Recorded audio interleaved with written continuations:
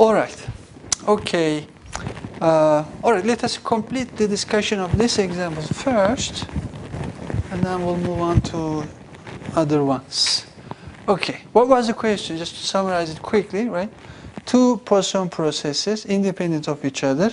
We obtain a third process by simply summing these two Poisson processes. And then question was if whether X is a Poisson process itself or not. If it is, then we also would like to know the intensity. Right? So we argued in the first part that X is indeed Poisson process because the increments of the new process are independent of each other. Again, because the increment of the new process consists of the sum of independent increments of the other two independent Poisson processes. Right? So at any time, if you are ever asked to verify or prove or disprove that the process is Poisson, we have to just go through these steps. So you should always remember the definitions, and it is actually the definitions that we always use. So we are doing some principle thinking or producing arguments. So of course, then the first thing that should come to your mind is the definition of the process that you are working at that moment, right? And so we said in part 2, we can write the increment of the new process X over interval St for any SNT as the sum of the increments of these two new processes over the same time interval. And then I said, well, there is a result that says if you have two Poisson, independent Poisson random variables or random variables distributed according to Poisson distribution, and if you sum them up, the new random variable is also going to have Poisson distribution. Did you derive it in class? I don't know whether Korhan did that when I was away or not. Anyway, let's just do that because it seems like you don't remember, even if he did. Okay, so in general, okay, if we have two Poisson distributed random variables, okay, M and N are independent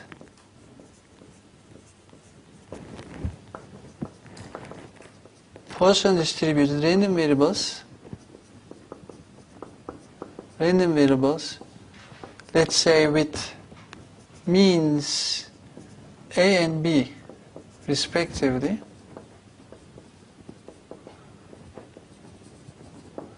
then the result says the sum of random variables M and N also has Poisson distribution, okay, also has Poisson distribution, whose mean is the sum of the means A and B of random variables M and N.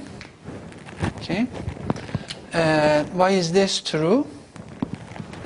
Well, first of all, since M and N are Poisson distributed random variables, they can take only non-negative integer values, and therefore the sum is also going to be a non-negative integer valued random variable. Right? So for any k then,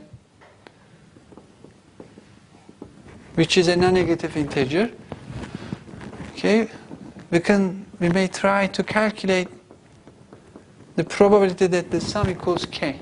What is the probability that the sum, total number of arrivals, or total number of, in this case, right, the total number of defects equals k? Okay? Now, we use the usual line of argument, like, okay, while m plus the sum, right, equals k, n must take some value, right? Some value like, let's say, n, right? So we know that this is the union of all these events. So if this event is nothing but this event, right? Because we cover all possible values that random variable n can take, right? For every n between 0 and infinity. But obviously, a lot of these sets are going to be empty, right? If n is greater than k, right, the sum, right, you add to n a non-negative number if n is strictly larger than k, so you can never have this equality, right? So this condition basically says, first of all, n has to be less than or equal to k. So even though this is true, because we can always, the union with an empty set still gives the non-trivial part of the set, it doesn't really bother us, but as we are doing the calculation, perhaps we should just look at the non-trivial or the non-empty sets in this union. So we have this. And when you take now the probability, calculate the probability of the event on the left-hand side, which is the same, of course, as the probability of the event on the right-hand side. And this union is a union of pairwise disjoint sets, because n cannot take two different values at the same time. So for different two values of n, these sets cannot have any common element, right? They cannot have any common element. So these are pairwise disjoint. Therefore, the probability of this union is the sum of the probabilities of these pairwise disjoint sets as n changes from 0 to k. Right? I have that. And when you know that n equals n, we can just replace this capital N, the random variable n, with the realized value, its realized value n on that particular event. Then this is m equals, this gives m equals k minus n, which is a non-negative number because n takes values between 0 and k. And n equals, of course, little n as before. Right? Now this is an event that involves only m, and this is another event that involves only n, and m and n are independent random variables. So these two events are independent. Right? Did we say independent? Yes. And that's important. Since they are independent, then what can you do? The probability of these joint events is the product of the probabilities. Okay? So we can write it as the product, or the product of the probability that m equals k minus n and probability that n equals little n. Okay? But then you remember that m has Poisson distribution with this mean, so I know how to calculate this probability, right? What is it? A to the power k minus n divided by k minus n factorial times e to the minus a, and similarly this is b to the power n divided by n factorial times e to the minus b, right? So in this sum, right, which is taken over n, these two exponential terms do not depend on n, so we can take them out, and you get e to the minus, product is going to give you a power, which is the sum of a and b, right? Then I have the sum over n as n changes from 0 to k of what? In the denominator, we will have numerator is 1, let's say. This is k minus n factorial times n factorial. And then we have a to the power k minus n, b to the power n. Right? It seems like something is missing inside the summation. Multiply with k factorial, which doesn't depend on n, it's just a constant, right? Because the summation is being taken over n, and divide by k factorial. And then this is what? K choose n. Okay? So we have now e to the minus a plus b divided by k factorial, and the sum of what? K choose n times a to the power a to the k minus n and b to the power n. And do you recognize what this is? Binomial formula. This is what you get if you expand this, right? Right. So then this everything simplified to what? A plus, is it n? Not really, it is k, right? This one. Okay, a plus b to the power k divided by k factorial times e to the minus a plus b. Now, does this look familiar? Huh? This is the probability mass function of a Poisson distribution with mean a plus b, which appears in these two places. Right? And this is indeed the probability that a Poisson random variable with mean a plus b equals k. Right? And then from here we conclude, since this is true for all non-negative k's, we conclude what? M plus n has indeed Poisson distribution with mean a plus b, namely this. Right? Now, we use this fact in the second part. How do I use that?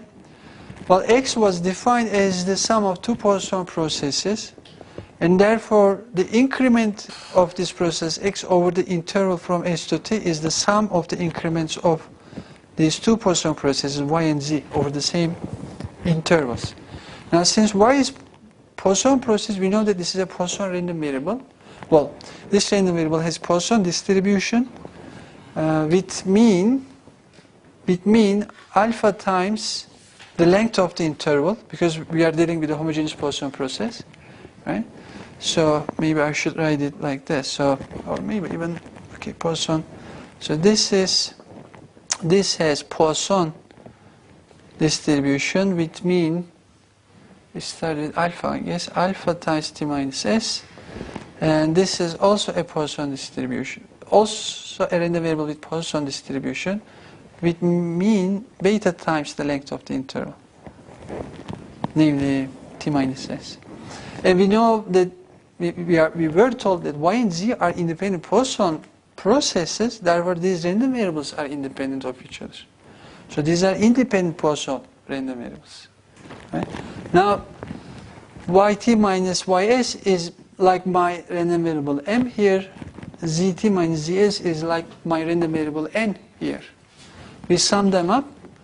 Since these are independent Poisson distributed, now a being alpha times t minus s, b being beta times t minus s. Now we know that m plus n, namely in this case this sum, namely this, right, has Poisson. And what does its mean? Its mean is the sum of the means, a plus b, namely alpha t minus s plus beta t minus s. Therefore, has Poisson distribution with mean alpha plus beta times the length of the interval, which is t minus s. Right? And from here, what do you conclude? X is now, since both 1 and 2 are satisfied, first of all, we now know that X is indeed a Poisson process. Okay? And from this calculation, we also learned that its intensity is alpha plus beta times t, or in other words, it is a homogeneous Poisson process with rate alpha plus beta. Okay? Right? All right. Any questions? We are fine with this, right? This is a very fundamental result. So we will be using a lot such things, because we will be informed that there are various streams of arrival processes coming from different parts of the world to the same place. We will be told different rates of all these things, and then by this we will conclude right away that total number of people present at any time until any time t, right, in the system is going to be still Poisson process whose intensity is going to be, well, in this case, whose rate is going to be just the sum of the rates of all the sources that feed the let's say, facility. Okay? Okay. If you have two Poisson processes summed together and you get a Poisson, if you have three Poisson processes independent of each other, if you sum them together, you get, of course, again, Poisson, right? The summation can be done 2 by 2. Sum first 2, and the remaining to the new process, you can add the third one. You are still adding the Poisson processes. Therefore, 3 Poisson processes, when you add them all together, you again get a Poisson process. So you can just generalize that thinking that if you sum any finite number of Poisson processes, independent Poisson processes, then you still have a Poisson process. Okay? All right. Any questions? Okay. Let me see. Okay, there is this interesting question from our other, supplementary textbook. So this is exercise 44 from Ross. I guess the question is on page 353 if you look at the 9th edition. Okay, here is a question. Okay, we have a pedestrian who is trying to cross the street. Okay, the cars are coming by. So of course you have to check. So you need, let's say, t units of time in order to cross the street. Let's say 10 seconds, right? So if you want to cross the street safe, you better make sure that the next car is going to be 10 seconds away from you, right? So you see the cars are coming or not coming. If they are not coming, so you will walk. If they are too close, you are not going to do that, right? And we are now interested in how long you are on average will wait before you cross the street, right? Okay. This is going to be long if you are just trying to cross the Eskişehir road, right? Unfortunately, right? It is going to be short, of course. I don't know if you are going to Tabildot, let's say, relatively short. But still, we would like to calculate this in a principled way. Anyway, the question, just summarize this. Cars pass a certain street location according to a Poisson process with rate lambda. Now we know one piece of information more. Cars come, they not only come, but they come according to a Poisson process. Right? A woman who wants to cross the street at that location waits until she can see that no cars will come by in the next t time unit. Okay? And t time unit should be actually, I'd guess, the time window he needs in order to cross the street safely. Right? And there are 2 parts. We would like to first calculate the probability that her waiting time is 0. So as soon as she arrives to the cross section, let's say, she will be able to cross, right? So what fraction of the time she will be able to just rush from this class and go to Tabildot for lunch, let's say, right? Lunch time is coming by, right? So that's what the part A is concerned with. Part B, in part B, we are interested in the expected waiting time, right? That might be something that you will want to actually add to when you are leaving the class before you decide to meet someone else. Right? You will say that I can come there only 10 minutes after the class is over. Of course, professor can finish it on time. Okay, is the question clear? Is the question clear? Huh? Okay, let's just summarize that. So, cars, I'll write it in English first and then we'll find the best way to formulate it using random variables. Cars pass a certain street location according to a Poisson process. So a Poisson process, okay, with rate lambda. Okay. Actually, this is actually a homogeneous Poisson process, right? With intensity lambda times t, right? That's what you should understand if somebody gives you the rate of a Poisson process. And a woman who wants to cross the street at that location, has to wait until she can see that no cars will come by in the next t units of time. Right? So the street is here. Right? We are waiting at this location. So we would like to cross the street. Right? We look at let's say this is a one-way street, one way. Right? Street. And if there are no cars visible, right? Or I shouldn't say that, right? So no cars will come by in the next t units of time. So that actually summarizes what it is. Because you don't know the speed and things like that. Forget about that. So if she feels like that there will be no cars coming in the next t units of time, then she's going to cross. So this is what the time needed to cross the street. In other words, I guess this is the best way to define it. Okay? Okay. Now, part A, what is the probability that her waiting time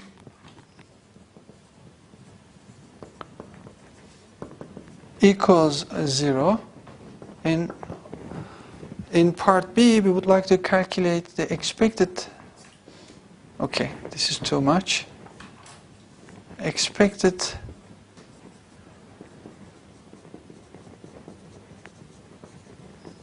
waiting time.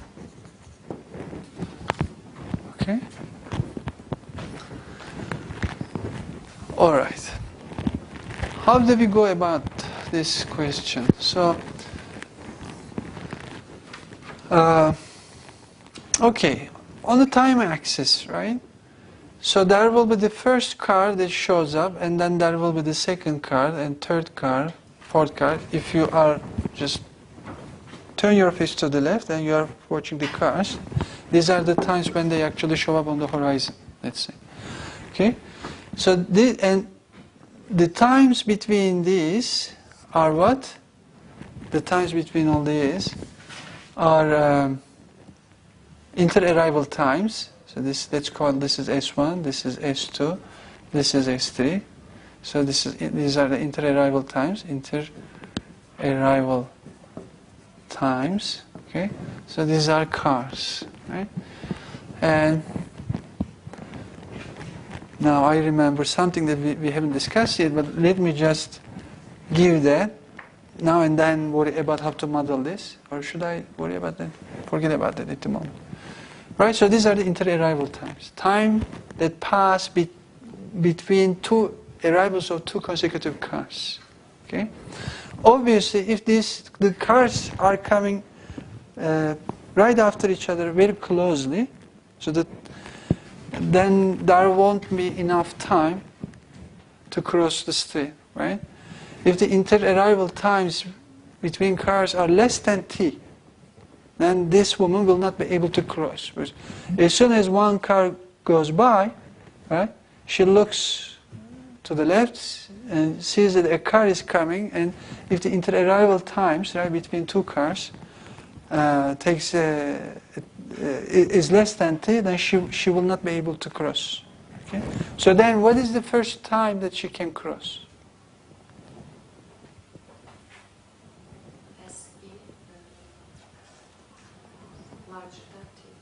This is the first time one of these inter-arrival times is bigger than t, right? It's just very intuitively, very correctly put answer. So we can formalize it, right? We did such exercises, if you remember from last time. If I define and the first S, right? The first one is S1, then you have S2, and then S3, right?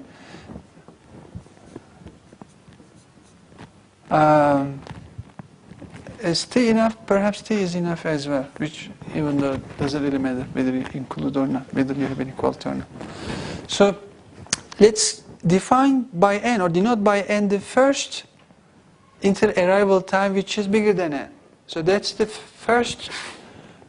very first opportunity at which this woman can cross, because now there's enough space between two cars. Right? As soon as n minus first car goes by, now she knows that there is more than 2 units of time before the other car comes. She can just cross, right? So then, what is? How can you write the waiting time? I actually described it in words, but if I use all the random variables you see on black or whiteboard. Great. So you sum all s's from 1 to, is it n? N minus 1. Great. It is n minus 1. Okay? The nth one is the bigger one. So you are not going to wait the farthest car to come and then cross. On the contrary, just before that car comes in, closes by, then we will just cross. So that's the waiting time. So I guess we have almost everything on blackboard, on whiteboard to solve the problem, but even we will need this, in particular for part B. Even part A is going to be easier than that, I guess. Right? So before we worry about the probability, let us first look at the event. The waiting time of this woman before crossing the street is 0. When does this happen? So she arrived there as soon as she goes there, and then she doesn't. She decides to cross over. This is a difficult problem. Why is it difficult?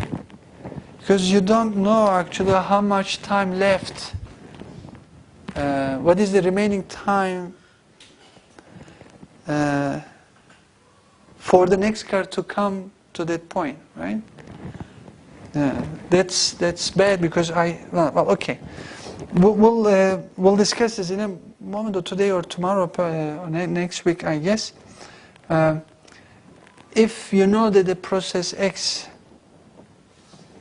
is Poisson, okay, its inter-arrival times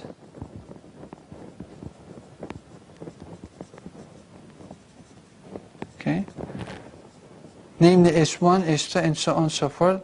These are all independent of each other, and they are all identically distributed, and we also know their distribution, namely they are exponentially distributed.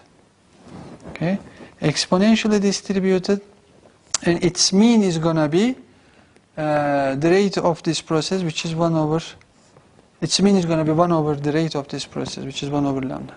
Okay, so, okay. Now we know that inter-arrival times also have exponential distribution, and then at that moment you can figure out, you now know the answer, actually the question that just I raised, namely, okay, at the time the woman comes to the cross section, right? Does it really matter whether she doesn't know how much time left for the next car to show up at that point? It doesn't matter. Why? Why? It is like actually as soon as she arrives there, this remaining lifetime, the time left for the other car to come over there, is going to have exactly the same distribution as if actually just another car passed by, and then as if she was looking for the next inter-arrival time. That is because of what? Memoryless property of exponential distribution. Right? For an exponential distribution. So the question was like this. So when she comes here, she walks from somewhere else, and comes here, right? She needs to compare the remaining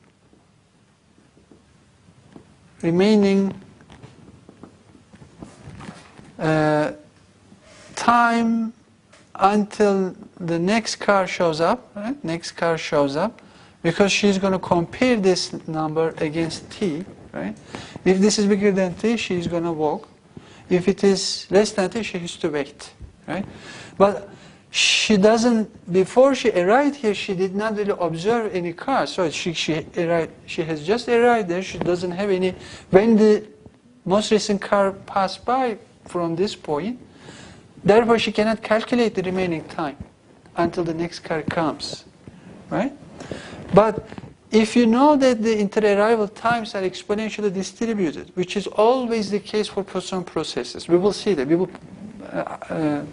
I will convince you that that's the case. Then we know that the remaining lifetime of exponential random variables always has the same distribution as the exponential random variable itself. It is because exponential random variables have memorylessness property, right? So remaining lifetime is like if you, for example, bypasser, let's say, says that okay, it has been t units of time already since the last car passed by from here, for the nth one, for example, then the time you need is the probability that the car will not cross by in the next t units of time. I guess in this case we need t plus t. Okay, is still gonna have the probability. Let me see. S and t is still gonna be Sn greater than t plus t. So the remaining lifetime, right, shows up. Remaining time until the car shows up has again exponential distribution with rate 1 over lambda. Okay, okay, and therefore we can now, first of all, ideally the waiting time equals 0 if and only if remaining time until the next car shows up is greater than t, right? Okay, so that you can just cross the street. But okay, not the events are the same.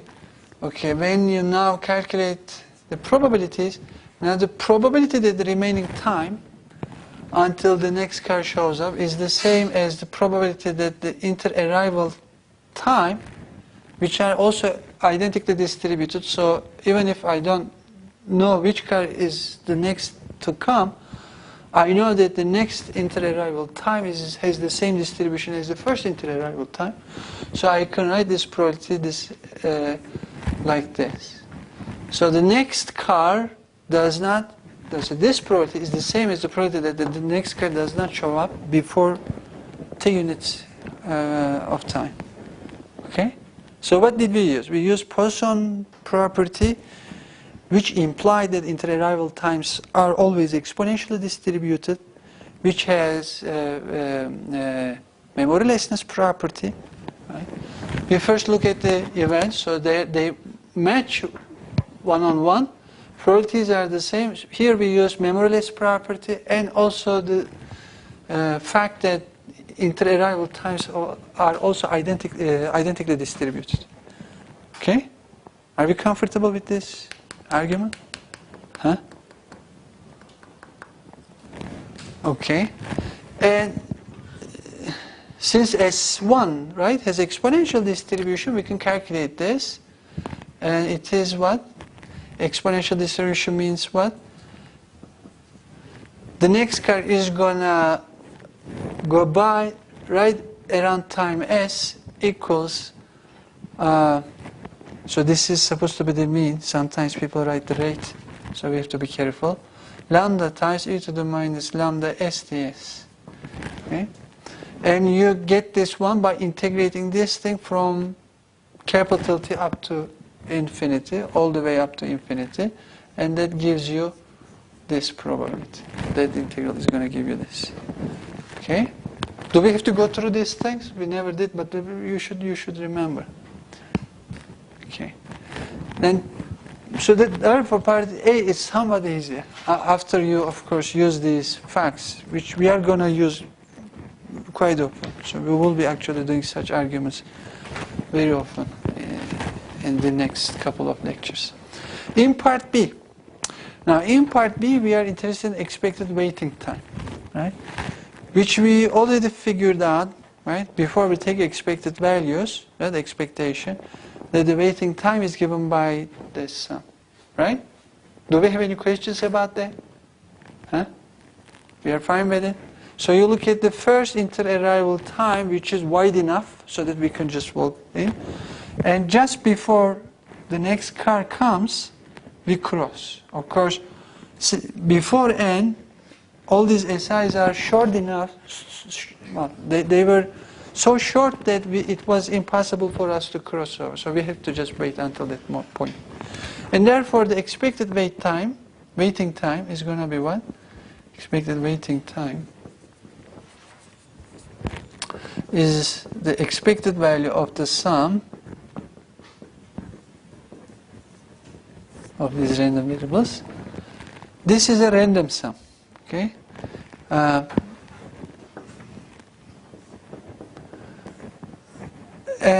But this should not scare you. What we are going to do is, so what is the rule that this sum is trying to tell us? You sum only those i's corresponding, so you sum only those s sub i's corresponding to i's between, corresponding to i's less than or equal to n minus 1.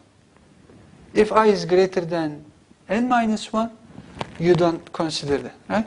So we could have actually, I can just write what I just said like this. Sum all those i's, so we are considering all those si's, sum all those si's, we are considering all of them. But only those corresponding to, only those i's which are less than or equal to n minus 1. Huh? They are the same, right? So if I is bigger than n minus 1, then this is the indicator random variable. That becomes 0. 0 multiplies that SI, and that SI is not going to contribute to this sum. For each I greater than n minus 1, indicator random variable is going to be 0. Therefore, the product is going to be 0. That SI is therefore not going to contribute to this sum. Right? Is it clear? Okay, we are fine. It's just now a sum, ordinary sum. Expected value of sum of random variables is the same as sum of expected value of those random variables. We can just switch now. I cannot do that here because this is a random sum. You cannot jump over this. But this is just ordinary sum. It's just we know that if you sum a fixed number of random variables and then take expected value, instead, you can actually do the same by first taking expected values and then sum the results. Right? I can do this.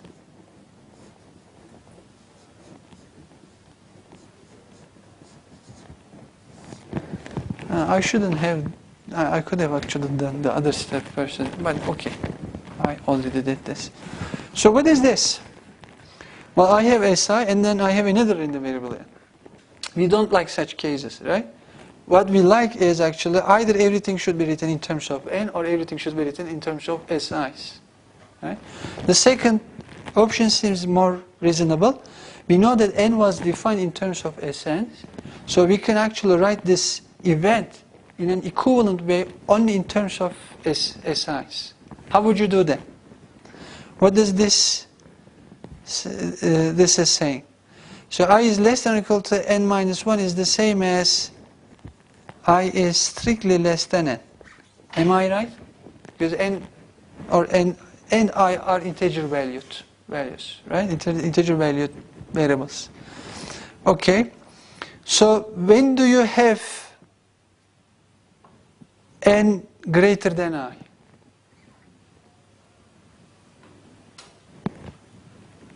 For n to be greater than I, what should have happened? Or what must happen? What can you say about this one? It is smaller, okay, okay, smaller than t, right? Otherwise n would be 1, but it is not. Assuming that I is bigger than 1, right? So actually you have all these conditions on the first I variables, right? So this is the same as this is the same as this, right?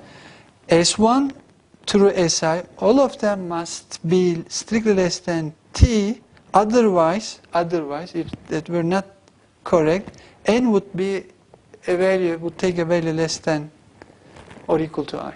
Am I right? Huh? Because of the definition. Because n is the first n which is greater than or equal to t, right? And if it is I, that means this minimum has not been met yet. Still, when you come to I, that means the first SI should be strictly less than t. Okay? Okay? Now, okay, we can copy this.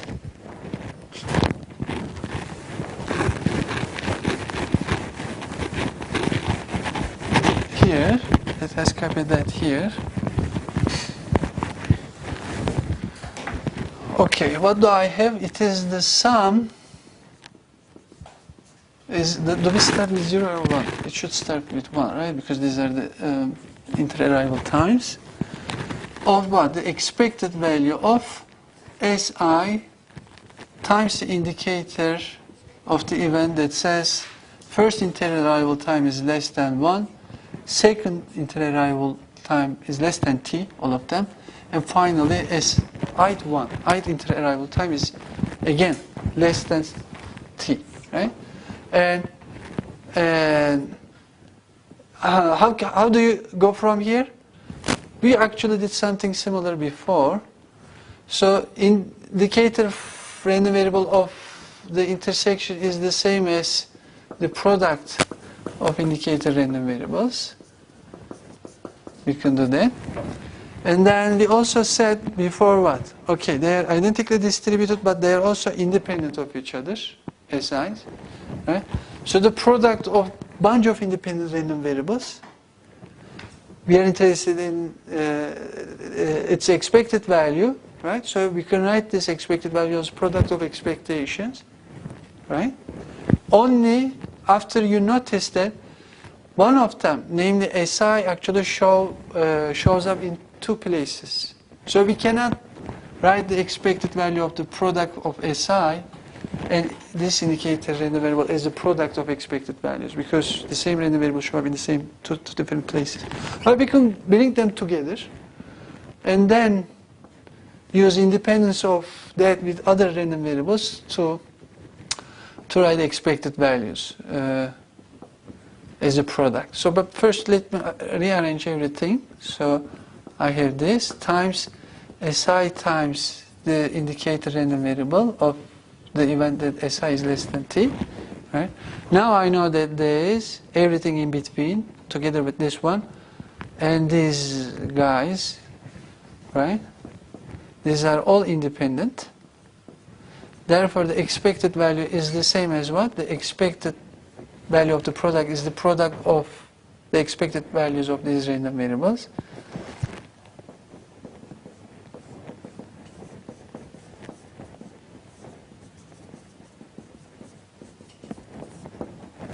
And is this gonna fit here?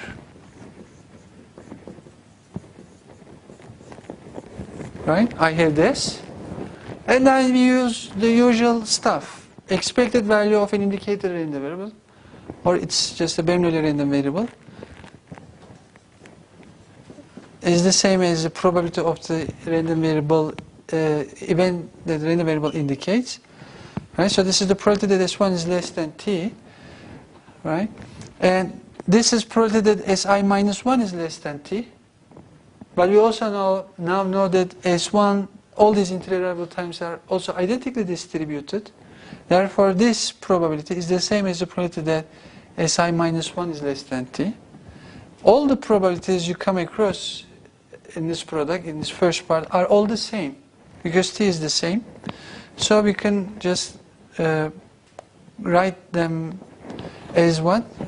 One of them to the power, how many times you multiply them. And how about this?